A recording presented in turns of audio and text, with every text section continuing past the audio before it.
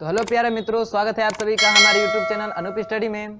तो दोस्तों आज की वीडियो में हम लोग पढ़ेंगे 56 नंबर क्वेश्चन से फिजिक्स का 9 चैप्टर का। ठीक है, 56 नंबर से सॉल्व करेंगे और इस वीडियो में इस लेसन के सारे न्यूमेरिकल्स खत्म हो जाएंगे। ठीक है, सिर्फ बचा है कितने 12 न्यूमेरिकल्स है, यानी 67 क्वेश्चन तक है। तो 56 से 67 क्वेश्चन तक चलेगा। ठीक है, तो चलिए शुरू करते हैं हम लोग 56 नंबर क्वेश्चन। तो सुनिएगा क्वेश्चन क्या कह रहा है। कह रहा है कि हवा में ध्वनि का वेग 336 मीटर पर सेकेंड है। जब एक 560 हर्ट्ज आवृत्ति का स्वरित्र द्विभुज 20 कंपन करता है तो ध्वनि द्वारा हवा में तय की गई दूरी होगी।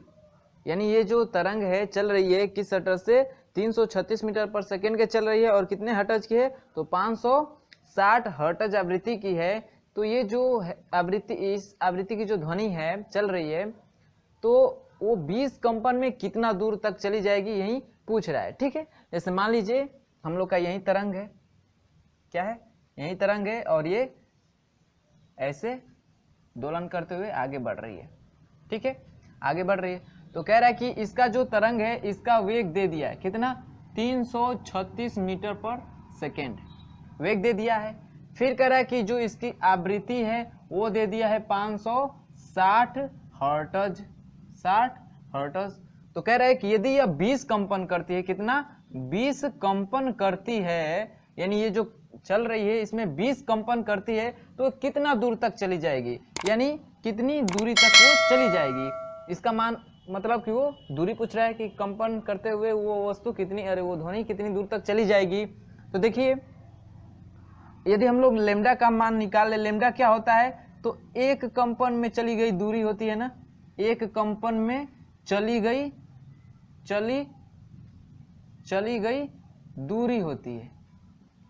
जो लेमडा का मान होता है एक कंपन में चली गई दूरी होती है। तो एक कंपन का निकाल ले कि कितना दूर चली जाएगी एक कंपन में, तो 20 कंपन का करना है तो गुणा कर देंगे तो आसानी से निकल जाएगा।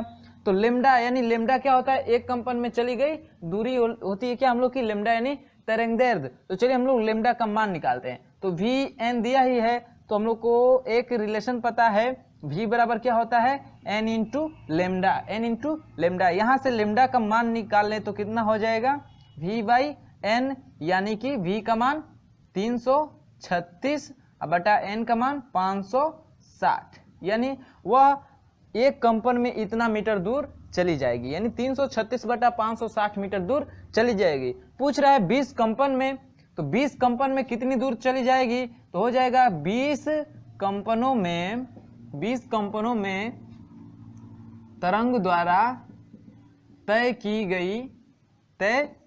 गई जो दूरी होगी, कितनी हो जाएगी, तो लेमडा इंटू एन 20। ठीक ना, तो लेमडा का मान दिया ही है हम लोग को कितना, 336 बटा में 560। ये एक कंपन में चली गई दूरी है, 20 कंपनों में पूछ रहा है तो 20 से क्या कर दीजिए, गुना कर दीजिए तो कितना हो जाएगा, 0 से 0 कैंसिल हो जाएगा। ऊपर गुणा करेंगे तो 6 दूना 12, 2 तिया 6 1 7, 2 तिया 6 बटा में 56, इतना हो गया। अब इसको डिवाइड करिए, तो डिवाइड करेंगे तो कितना बार में कट जाएगा, मैं डिवाइड कर रहा हूँ मोबाइल से ही। ठीक है, कितना हो जाएगा, डिवाइड कर दीजिए, 672 भागे कितना है 56, 56, तो कितना आ जाएगा आपका आ जाएगा 12।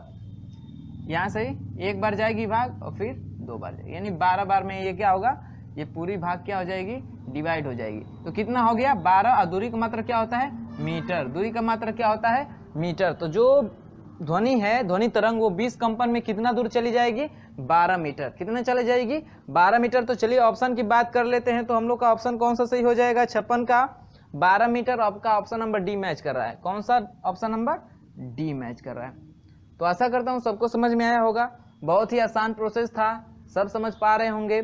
ठीक है, तो इसको नोट करिएगा, फिर बढ़ते हैं हम लोग नेक्स्ट सवाल की तरफ। तो चलिएगा दोस्तों देखते हैं अगला सवाल, 57 नंबर का सवाल सुनिएगा। कह रहा है कि किसी ध्वनि स्रोत से 550 मीटर की दूरी पर बैठा हुआ कोई व्यक्ति 500 हर्ट्ज आवृत्ति की ध्वनि सुनता है। फिर क्या कह रहा है कि स्रोत से आदमी के कान तक पहुंचने वाले क्रमागत संपीड़नों का समय अंतराल है। समय अंतराल है। देखिएगा भाई ध्वनि कैसे रिलीज होती है। जैसे मान लीजिए कोई साउंड है, ठीक, कोई भी साउंड है, और जैसे इसमें से ध्वनि मतलब जैसे इसमें से ध्वनि निकलती है, ठीक है, ध्वनि निकलती है तो इसके जो भी आसपास के मॉलिक्यूल्स होते हैं उनको क्या करता है, ये वाइब्रेट करता है। क्या करता है, वाइब्रेट करता है। फिर वो मॉलिक्यूल्स अपने आसपास के वाले को कण को क्या करते हैं, वाइब्रेट करते हैं। यानी ये इसको वाइब्रेट करेगा, फिर ये इसको वाइब्रेट करेगा, और ऐसे ही ध्वनि क्या होती है, ऐसे ही ध्वनि संपीड़न और विरलन के रूप में क्या होती है, आगे बढ़ती जाती है। जहाँ पे घनी लाइनें होती हैं उसे क्या बोलते हैं, संपीड़न बोलते हैं, और जो दूर दूर लाइनें होती हैं उसे क्या बोलते हैं, विरलन बोलते हैं। यानी जो ध्वनि होती है संपीड़न और विरलन के रूप में चलती है। तो यही कह रहा है कि जो व्यक्ति है वो 550 मीटर की दूर पे बैठा है। जैसे मान लीजिए साउंड यहाँ से आ रहा है, वो 550 मीटर की दूरी पे, यानी मान लीजिए व्यक्ति यहाँ पे क्या हुआ है, बैठा हुआ है, ठीक है, व्यक्ति यहाँ पे है। फिर कह रहा है कि ये जो ध्वनि निकल रही है इसकी आवृत्ति दिया है कितना, कि 500 हर्ट्ज की आवृत्ति से क्या कर रही है, निकल रही है। एकदम स्टेप बाय स्टेप समझिएगा और मेरी बातों को समझिएगा, आप क्वेश्चन को फटाक से हल कर देंगे। इसमें कुछ रखा नहीं है, और इन जो मान दिया है और जो मान दिया है 550 मीटर की दूरी पे, इससे कोई मतलब नहीं है, ठीक है। समय अंतराल पूछ रहा है, समझिएगा समय अंतराल क्या है। वो समय अंतराल तो इतना दूरी पे बैठा है तो कह रहा है कि उस व्यक्ति के कान तक ये जो ध्वनि पहुंच रही है इसके क्रमागत संपीड़नों का समय अंतराल। इस मान लीजिए ये संपीड़न हुआ तो ये इसके साथ ये संपीड़न, इसके बीच का जो समय अंतराल है, इसके बीच का जो समय में डिफरेंस आ रहा है उसी को पूछ रहा है। तो देखिए जैसे हम लोगों ने अनुप्रस्थ तरंगों में पढ़ा है कि ऐसे चलती हैं जो तरंगे, ठीक, ऐसे जो तरंगे चलती हैं तो उसके दो क्रमागत श्रृंगों अथवा दो क्रमागत गर्तों के बीच का जो समय अंतराल होता है वो होता है आवर्तकाल, और इसके बीच की दूरी होती है तरंगदैर्घ्य। आवर्तकाल क्यों होता है, क्योंकि भाई एक दोलन जैसे यहाँ से स्टार्ट किया ना तो ये एक दोलन आके यहाँ पे पूरा होगा। इसी के बीच के समय को क्या बोलते हैं, आवर्तकाल। एक दोलन पूरा करने में जो समय लगता है वही होता है आवर्तकाल। तो जो संपीड़न होते हैं, क्रमागत संपीड़नों या क्रमागत विरलनों के बीच जो समय अंतराल होता है वो होता है हम लोग का आवर्तकाल। यानी इसका मतलब जो हम लोग को पूछ रहा है वो क्या पूछ रहा है, आवर्तकाल पूछ रहा है कि दो क्रमागत संपीड़नों के बीच समय अंतराल कितना है, यानी आवर्तकाल पूछ रहा है। तो आवर्तकाल और आवृत्ति में आप लोग रिलेशन जानते हैं, क्या होता है, T बराबर 1/n होता है। क्या होता है, T बराबर 1/n। तो 1 n का मान दिया है आपके प्रश्न में 500, इसको डिवाइड करेंगे तो कितना हो जाएगा, 0.10 बढ़ेगा, एक जीरो और लगाएंगे तो एक और जीरो होगा, फिर एक और जीरो बढ़ाएंगे तो एक और जीरो होगा, और तब जाएगी कितनी बार, 2 बार, यानी 0.002। एक दशमलव से एक जीरो बढ़ेगा तो 10 होगा, दूसरा दशमलव लगाएंगे तो 100 होगा, और तीसरा जीरो लगाएंगे तो 1000 होगा, और उसकी वजह से 5 से कटाएंगे तो 2 बार में 1000 कट जाएगा। तो जो आपका समय अंतराल आ गया कितना आ गया, 0.002, समय का मात्रक सेकेंड, समय का मात्रक सेकेंड। तो दो संपीड़नों यानी क्रमागत संपीड़नों के बीच का जो समय अंतराल आया कितना आया, 0.002 सेकेंड। तो ऑप्शन की बात कर लेते हैं तो हम लोग का ऑप्शन नंबर कौन सा सही हो जाएगा, 57 का option number D, option number D match किया। देखिए भाई 56 57 का दोनों का ऑप्शन नंबर डी आपका मैच कर गया, ठीक। तो समझ में आया, समझ पा रहे हैं आप लोग, बहुत ही आसान था, कुछ इसमें था नहीं, बस पूछा था, n का मान दे दिया था, समय अंतराल पूछ रहा था। आपको ये ध्यान रखना चाहिए कि समय अंतराल होता क्या है भाई, दो क्रमागत संपीड़नों या दो क्रमागत विरलनों के बीच का जो समय अंतराल होता है आवर्तकाल होता है, या दो श्रृंगों अथवा दो गर्तों, वो भी क्या होने चाहिए, क्रमागत श्रृंगों अथवा गर्तों के बीच के जो समय अंतराल होते हैं उससे क्या बोलते हैं हम लोग, आवर्तकाल, और उसके बीच की दूरी को क्या बोलते हैं, तरंगदैर्घ्य। इतना ख्याल है, इतना सबको याद है। तो चलिए इसका ऑप्शन नंबर डी मैच कर गया। फिर देखते हैं हम लोग अगला क्वेश्चन। दोस्तों वीडियो अच्छा लग रहा होगा तो लाइक करिएगा, और समझ में आ रहा होगा और अच्छा लग रहा होगा, मेरा पढ़ाई हुआ पसंद हो रहा होगा आप लोगों को, तो अपने दोस्तों में भी शेयर करिएगा ताकि उन लोगों तक भी ये वीडियो पहुंच जाए और वो लोग भी समझ पाएँ। तो देखिएगा अगला क्वेश्चन 58 नंबर का क्वेश्चन, ठीक है, 58 नंबर क्वेश्चन सुनिएगा क्या कह रहा है। ये कह रहा है कि किसी धागे से 25 ग्राम का गोलक लटकाने पर आवर्तकाल 3 सेकेंड का है। यदि 25 ग्राम के स्थान पे 50 ग्राम का लोलक लटका दिया जाए तो उसका आवर्तकाल होगा। तो देखिएगा भाई, इतना ध्यान रखिएगा। तो जो आप लोग का आवर्तकाल का फॉर्मूला होता है वो क्या होता है, T बराबर 2 पाई अंडर रूट L अपान जी। आप द्रव्यमान को किससे दिखाते हैं भैया, द्रव्यमान को किससे दिखाते हैं, m से। तो इस फार्मूले के में आपको कहीं m दिख रहा है, कहीं ये नहीं ना कि कहीं छुप के बैठा हुआ है, नहीं, इसमें है ही नहीं m। इसका मतलब क्या हुआ कि जो आवर्तकाल होता है m पे निर्भर नहीं करता है, यानी जो आवर्तकाल होता है वो द्रव्यमान पे निर्भर नहीं करता है। तो इसमें से ऑप्शन पर आप लोग मार सकते हैं, क्या हो जाएगा, द्रव्यमान से निर्भर नहीं करता है जो आवर्तकाल होता है। तो इनमें से दिए, देखिए क्या ऑप्शन दिया है, 6 सेकेंड, 1.5 सेकेंड, 3 सेकेंड, या इनमें से कोई नहीं। तो देखिए भाई, जब भी ये कहेगा तो आपको ऑप्शन देगा कि जो आवर्तकाल होता है द्रव्यमान पे निर्भर नहीं करता है, जो कि इसमें ऑप्शन में दिया नहीं है। तो इसमें हम लोग मार देंगे क्या, इनमें से कोई नहीं, यानी ऑप्शन नंबर डी। क्या हो गया, ऑप्शन नंबर डी। क्या है इसका आंसर, क्या होगा कि जो आवर्तकाल होता है द्रव्यमान पे निर्भर नहीं करता है। ठीक है, इसका ऑप्शन नंबर 3 सेकेंड भी हो जाएगा, लेकिन आपको बुक में दिया है, ठीक है, ऑप्शन नंबर डी।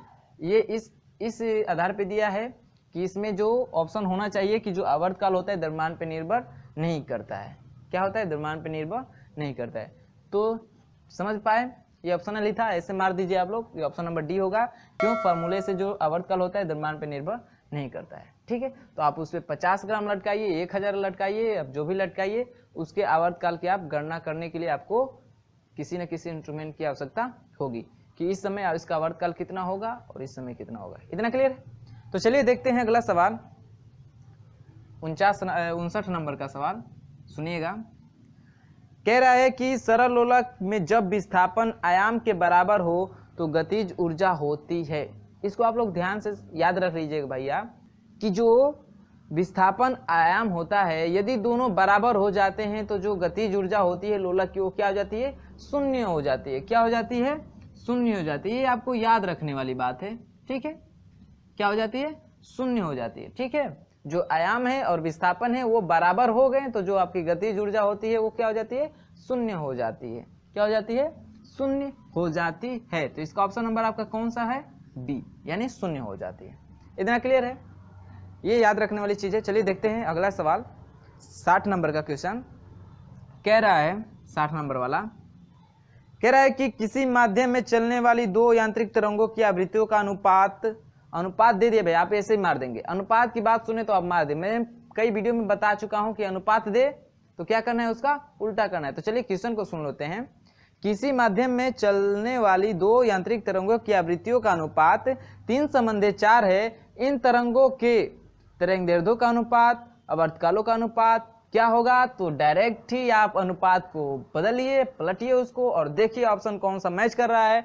तो दिया क्या है आपका, 3:4 के अनुपात में दिया है। कितना, 3:4 के अनुपात में। तो इसको चेंज करेंगे तो 4 क्या हो जाएगा, 3, यानी जो भी आपका ऑप्शन नंबर दिया है 4:3 और 4:3, यानी उसके तरंगदैर्ध्यों का अनुपात भी 4:3 और आवर्तकालों का अनुपात भी 4:3। तो ये जो ऑप्शन मैच कर रहा है आपका वही होगा क्या, करेक्ट ऑप्शन। तो चलिए देख लेते हैं, 4:3, 4:3, 4:3, आपका option number C. Option number C क्या कर रहा है, मैच कर रहा है किससे, 4:3 और 4:3। यानी जब भी अनुपात आए ध्वनि में, ध्वनि तरंगों से भी अनुपात जब भी आए और किसी दूसरे का अनुपात पूछे, तो मैंने कई बार बताया है और अभी बता रहा हूं कि आप लोग क्या करिए कि अनुपात को पलट दीजिए। क्या करिए, अनुपात को पलट दीजिए। तो इतना क्लियर है। 60 का ऑप्शन नंबर सी आपका क्या कर गया, मैच कर गया। भाई अनुपात दिया था, हमने पलट के ऑप्शन मैच कराया, मिल गया हम लोग को, वही ऑप्शन मार देंगे। इतना क्लियर है। तो चलिए देखते हैं अगला सवाल, 61 नंबर का सवाल। ये भी सुनिए, यहीं पे देख लीजिए, 61 नंबर भी यहीं पे देख लीजिए भाई, क्यों जाए इसको लेकर कहीं और, छोटा सा ही है। कह रहे कि अनुप्रस्थ तरंगे उत्पन्न की जा सकती हैं। ये तो आप ही लोग बता सकते हैं भाई, अनुप्रस्थ तरंगे कहाँ पे उत्पन्न की जा सकती हैं। लेक्चर में पढ़ चुके होंगे हम लोग, या जो लोग लेक्चर नहीं देखे हैं अभी तक तो वो जाके प्लेलिस्ट में लेक्चर की वीडियो भी देख सकते हैं। तो उनमें हम लोगों ने तरंगों के प्रकार पढ़े थे। तो अनुप्रस्थ तरंग और अनुदैर्ध्य तरंग पढ़े थे कि ये कहाँ उत्पन्न हो सकती हैं, क्या होती हैं, इनका क्या उपयोग है। ठीक है, तो जो अनुप्रस्थ तरंगे होती हैं, मैं बता दे रहा हूँ कि ये ठोस तथा द्रव के सतह पे उत्पन्न की जा सकती है। अनुप्रस्थ तरंगे यही हैं जो ऐसे चलती हैं, ठीक है, जो तरंग के लंबवत गति करते हुए चलती हैं वही अनुप्रस्थ तरंगे है। तो ये कहाँ उत्पन्न हो जाती हैं? तो ठोसों और द्रव की सतह पे। तो चलिए ऑप्शन देखते हैं। ऑप्शन दिया है ठोस व गैस में, नहीं, ठोस व द्रव में, हाँ भाई ठोस व द्रव में नहीं होना चाहिए, के तल पे होना चाहिए। गैस व द्रव में नहीं, ठोस द्रव व गैस में नहीं। ठोस द्रव गैस तीनों में कौन सी तरंग उत्पन्न की जा सकती है? तो अनुदैर्घ्य तरंग उत्पन्न की जा सकती है, ठीक है।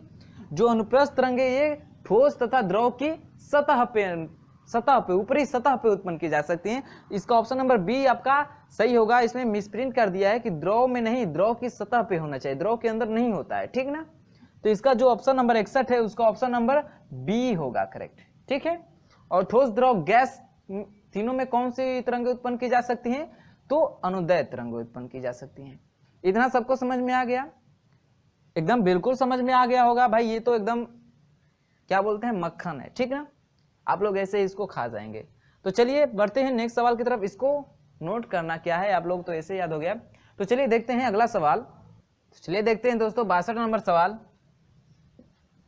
सुनिएगा क्या कह रहा है। देखिए कह रहा है कि एक मनुष्य 900 मीटर दूर स्थित सीटी की ध्वनि सुनकर अपनी घड़ी मिलाता है, उसकी घड़ी में कितना दोष रहेगा? हवा में ध्वनि का वेग 330 मीटर पर सेकेंड है। यानी कोई व्यक्ति है और कहीं दूर से सीटी की आवाज आ रही है, तो उसकी आवाज को सुनकर और तब वो घड़ी को देख रहा है तो उसकी घड़ी में दोष होगा। यानी जब सीटी बजी है तब और जब उसे सुनाई दे रही है तब, यानी उसमें कितना अंतर होगा? तो भाई जो ध्वनि को उसके कानों तक पहुंचने में जो समय लगा होगा वही क्या होगा, उसके घड़ी में समय में जो होगा दोष होगा, ठीक है। तो चलिए निकालते हैं समय को। यानी समय जो वो जो ध्वनि है उसके कानों तक आने में जितना समय लगी वही दोष होगा। तो समय को निकालने के लिए समय बराबर क्या होता है? दूरी बटा में क्या होता है? चाल। भाई दूरी भी दे दिया है कितना, 900, और चाल भी बोल दिया है कि 330 मीटर पर सेकेंड, यही ना, 330 मीटर पर सेकेंड रखे तो टाइम निकाल लीजिए भाई। 900 बटे में 330, ये हो गया डिवाइड। अब कटाइए, कितना बार जाएगा भाई? भाग कितनी बार जाएगी? 3 बार जाएगी? नहीं जाएगी, यानी 2 बार जाएगी। कटाइए तो कितना हो जाएगा? 2 बार में कितना? 2 तिया 6, 2 तिया 6, यानी 90 में भाग करिए किससे? 33 से। तो 2 बार में 2 तिया 6, 2 तिया 6 कटेगा कितना? घटे के कितना होगा? 4। यहाँ पे 8, 8 में से 6 गया 2, फिर पॉइंट बढ़ाएंगे 0। अब देखिए कितनी बार भाग जाएगी? 7 बार। 8 तरीके 24 अधिक हो जाएगा ना 7 बार, तो 7 तरीके 21 2, 7 तरीके 21 2 23। इसको घटाइए कितना हो गया? 9। यहाँ पे कैंसिल ना होगा, फिर 0, फिर वहीं आ गया, फिर 2 बार, यानी ऐसे जाएगी भाग, ऐसे भाग बढ़ती जाएगी, यानी 2.72। तो चलिए देखते हैं ऑप्शन मिलाते हैं। 62 है ना, 62 का ऑप्शन मिलाइए।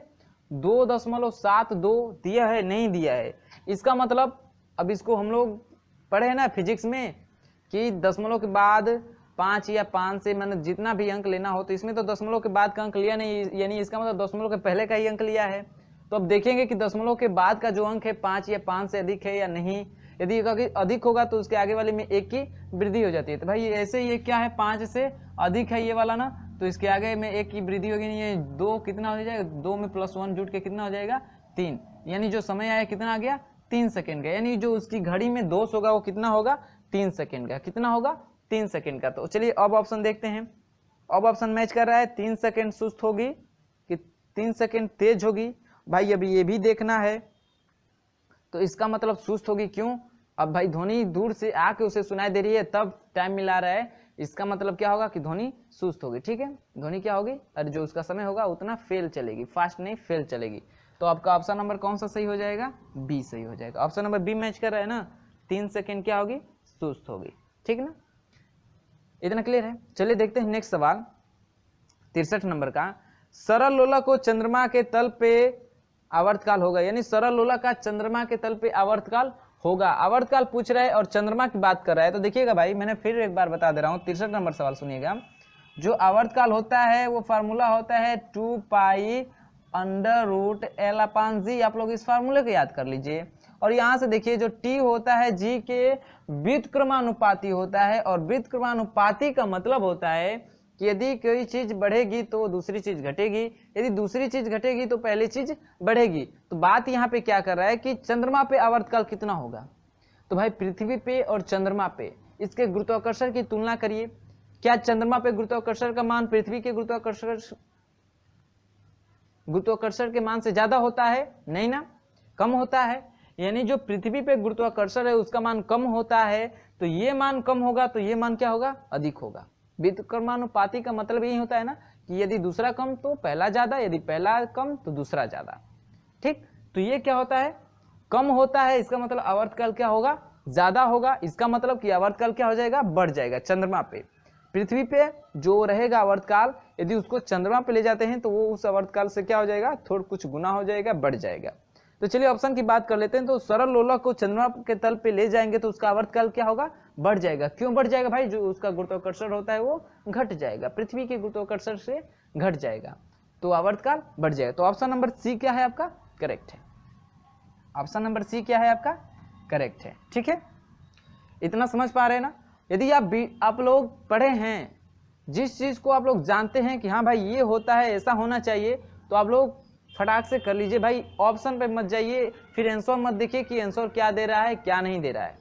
आप जानते हैं ना कि टी जो होता है व्युत्क्रमानुपाती होता है जी के, तो भाई जी का मान कम होगा तो भाई जाहिर सी बात है कि टी का मान क्या होगा? अधिक होगा। टी का मान क्या होगा? अधिक होगा। तो क्या होगा? टी का मान बढ़ेगा। और हम लोगों ने पिछले वीडियो में निकाल कर भी देखे हैं कि यदि सरल लोलक का पृथ्वी पे आवर्तकाल 2 सेकेंड है, इसको दूसरे ग्रह पे ले जाया जा रहा है, चंद्रमा पे भी ले गए थे तो देखे थे कि वहां पे मान कुछ ज्यादा आया था, 2 गुना यानी 4 दशमलव कुछ आया था, ऐसे ही आया था ना। यानी इसका मतलब आवर्तकाल बढ़ रहा है ना, आवर्तकाल बढ़ रहा है ना। तो क्या होता है भाई? वही बात, व्युत्क्रमानुपाती होता है, तो अगर जी का मान कम होगा तो टी का मान अधिक होगा, यदि इसका मान ज्यादा होगा तो इसका मान कम होता है। चंद्रमा पे जी का मान कम होता है, आवर्तकाल ज्यादा होगा यानी बढ़ जाएगा। तो चलिए ऑप्शन नंबर सी आपका क्या हो गया? मैच हो गया। इतना समझ पा रहे हैं आप लोग? सब लोग समझ गए? चलिए ठीक है, कोई बात नहीं। चलिए बढ़ते हैं अगले नंबर की तरफ, 64 नंबर सवाल की तरफ। तो चलिए इसको इरेज कर लेते हैं, फिर 64 नंबर सवाल को क्या करते हैं? सॉल्व करते हैं।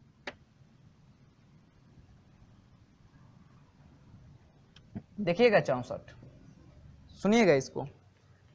कह रहा है कि एक पनडुब्बी पर एक सोनार युक्ति लगी है। यदि युक्ति एक संकेत भेजती है और उसकी प्रतिध्वनि 5 सेकंड बाद सुनाई देती है, ग्रहण होती है। यदि पनडुब्बी से वस्तु की दूरी 3620 मीटर हो तो ध्वनि की चाल होगी। देखिए भाई, प्रतिध्वनि आ गया तो आप लोग को जाहिर सी बात है कि प्रतिध्वनि का फॉर्मूला होता है T बराबर 2D/V, 2D/V। तो इसी से आप इसी फार्मूले पे मान रखिए और सोल्यूशन करिए। देखिए भाई, दूरी दिया है यानी डी का मान दे दिया है 3620। जब भी पूछ दे प्रतिध्वनि का बोल दे तो ये फार्मूला आप लोग लिख लीजिए और जो जो मान दिया है उसको रखिए। तो डी का मान दिया है 3620, फिर से प्रतिध्वनि कितने सेकंड बाद सुनाई देती है, यानी टी का मान दिया है 5 सेकंड।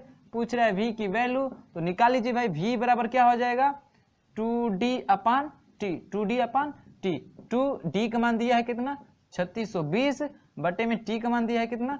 5। चलिए सॉल्व करिए, कटा दीजिए।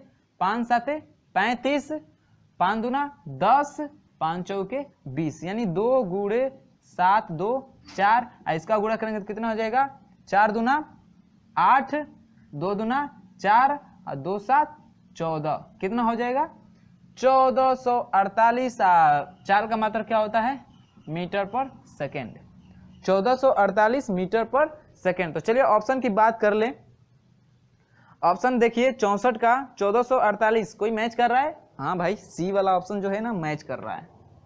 सी वाला है ना सेम ऐसा ही है ना, देख लीजिए भाई, मिला लीजिए, कहीं देखने में भूल नहीं हो रही है। नहीं, 1448, डी वाला 1548 है, ठीक है। जो सी है 1448। डिवाइड भी देख लीजिएगा, सब मिला लीजिएगा आप लोग, सब सही हो रहा है ना। 5 7 35, 5 2 10, 5 चौके 20, सही है।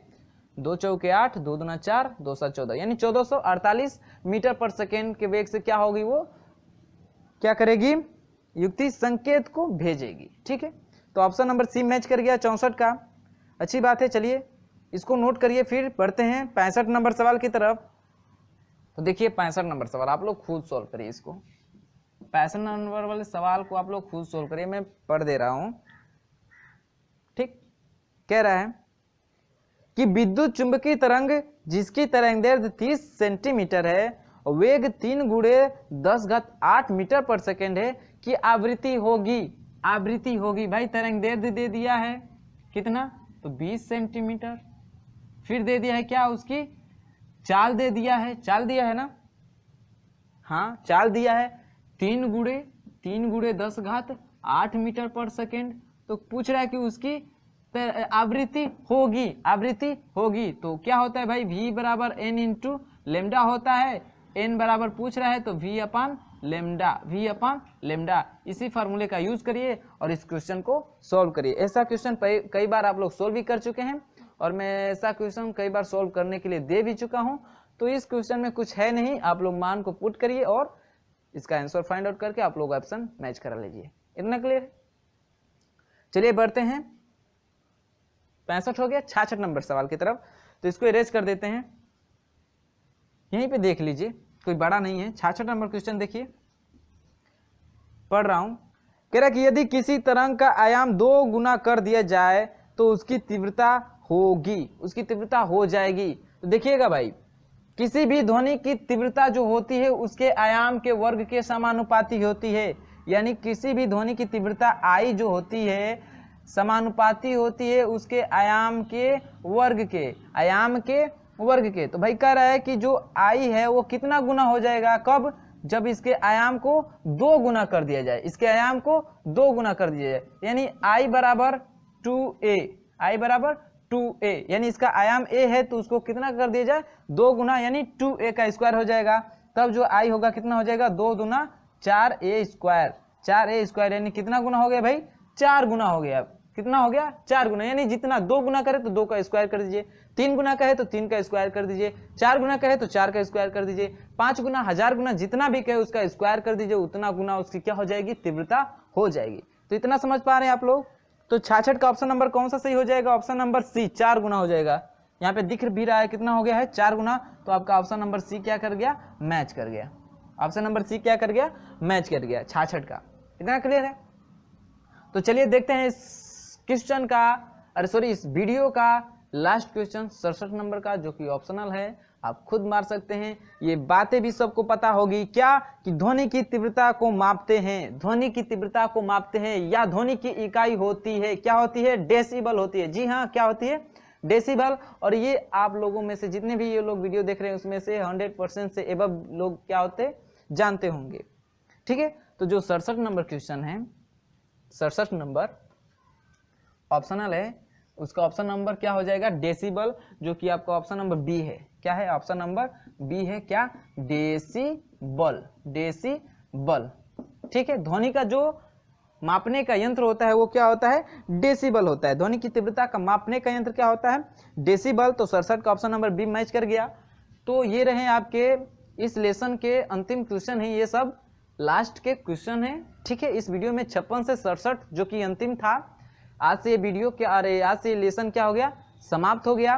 तो अगले वीडियो में मिलेंगे अगले लेसन के साथ, और उसके क्या पढ़ेंगे हम लोग, पहले लेक्चर देखेंगे और फिर लेक्चर देखने के बाद उसका स्टार्ट करेंगे क्या, उसके न्यूमेरिकल। तो मैं आशा करता हूं कि ये जो वीडियो होगा आप लोगों के लिए हेल्पफुल रहा होगा। और दोस्तों, यदि वीडियो अच्छा लगा हो तो वीडियो को लाइक करिएगा, और ज़्यादा अच्छा लगा हो तो दोस्तों में शेयर करिएगा। और जो लोग चैनल पे नए होंगे वो चैनल को सब्सक्राइब करके और साथ ही बेल आइकन को प्रेस कर लीजिए।